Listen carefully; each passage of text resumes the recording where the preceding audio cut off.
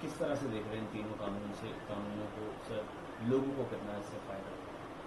देखिए, ये तीनों कानूनों को जो बदला सरकार ने, उसके से पहले ना तो किसी स्टेक होल्डर से कोई कंसल्ट किया गया, और उसी टाइम से हम लोगों ने अपने अपने तरीके से विरोध भारत सरकार के सामने दर्ज करवाया था। मार्च 2024 में हमने एक बड़ा representation bar council of Delhi के 4 सीनियर पदाधिकारियों ने भेजा था। उस पर अब तक हमारे सामने कोई रिस्पांस नहीं आया, और हम लोगों ने कल फिर दोबारा, जिसको आज हमने मेल किया है, आज हमने दोबारा रिमाइंडर भेजा है कि भी आप 1 जुलाई से जल्दबाजी में इसको लागू ना करें।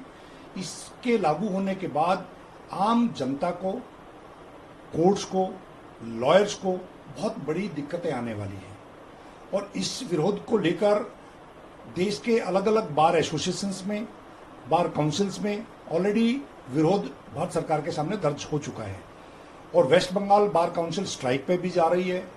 कुछ और बार एसोसिएशंस ने भी कॉल दिया है, और इन सब चीज़ों को ध्यान में रखते हुए बार काउंसिल ऑफ इंडिया, जो हमारी एपेक्स बॉडी है, उसने भी 6 जुलाई के लिए एक मीटिंग बुलाई है पूरी ऑल इंडिया लेवल पे। सभी बारों के प्रेसिडेंट सेक्रेटरीज को उसमें इनवाइट किया जा रहा है, और सारे बार काउंसिल्स के चेयरमैन और वाइस चेयरमैन उसमें शामिल रहेंगे। उसमें भी इस पर चिंता जताई गई है, और ये कहा गया है, हम डिस्कस करेंगे, उस दिन एक रेजोल्यूशन पास होगा, लेकिन क्योंकि 1 जुलाई से ये लागू हो जाएगा, ऐसा ना हो कि किसान आंदोलन जब हुआ था तो वो तीनों काले कानून भारत सरकार जबरदस्ती लागू करना चाहती थी। ठीक इनका भी वही दशा होने वाली है। हम लोग इसके विरोध में हैं। हम लोगों ने अपनी चिंता जाहिर की है।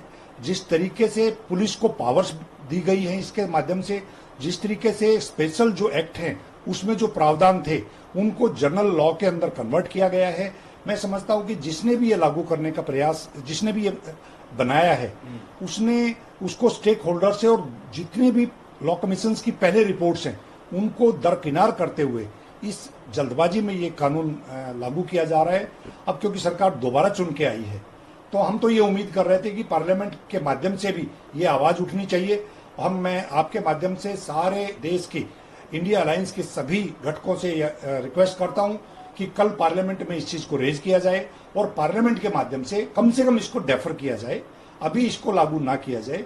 जिस तरीके से देश में आपने सबने देखा कि ट्रांसपोर्टर्स ने बहुत बड़ी स्ट्राइक की थी, उसको एम्बियंस में डाल दिया।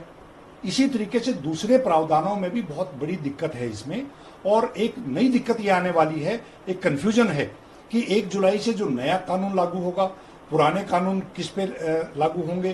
तो ये सारी अपोह की स्थिति जो है, इसको क्लियर करने की जिम्मेवारी भारत सरकार की है। लॉयर्स को क्या दिक्कत आ रही है? आप लोग ने क्रिएट होगी कल से? देखिए, लॉयर्स के माध्यम से देश के आम सिटीजन को न्याय दिलवाया जाता है। हम लोग कहीं ना कहीं कोर्टों से जब न्याय दिलवाने की बात आती है तो लॉयर्स का एक अहम रोल है। हम लोगों का ये मानना है कि इसके माध्यम से पूरी तरीके से पुलिस राज इस देश के अंदर हो जाएगा।